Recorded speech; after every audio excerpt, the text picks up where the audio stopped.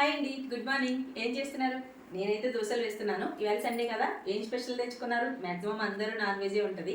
ఇంకా ఇవాళ మా వాడి దగ్గరికి అయితే వెళ్తున్నాము. వంట అయితే ఏమీ లేదు. వాడు ఫోన్ చేసి అమ్మ బయట నుంచి బిర్యానీ తేయని చెప్పాడు అనమాట. ఇంకా అందుకని చెప్పి ఇంట్లో వంట అయితే ఏం పెట్టుకోలేదు. సరదాగా బయటికి తీసుకెళ్ళడమో లేకపోతే బయట నుంచి బిర్యానీ పట్టుకుని వెళ్ళడమో ఏదో ఒకటి చేస్తాము. ఇంకా ఇంట్లోకి అయితే నాన్ వెజ్ అయితే ఒకటి ఉండాలి కదా సాయంత్రానికి. అందుకని చెప్పి మా ఆయన అయితే చేపలు తెచ్చుకున్నారనమాట. చేప పులుసు పెట్టాను. చేపలు అంటే పులస కాదు, ఇలస అంటారు కదా, అది తెచ్చుకున్నారండి. పులస కొని అంత మనకి బడ్జెట్ ఉండదు కాబట్టి డీమార్ట్కి వెళ్ళొచ్చండి.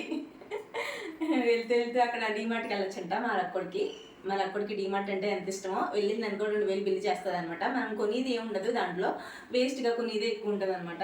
కర్రీ అయితే అయిపోయింది. ఎలా వచ్చిందో చూసేద్దండి.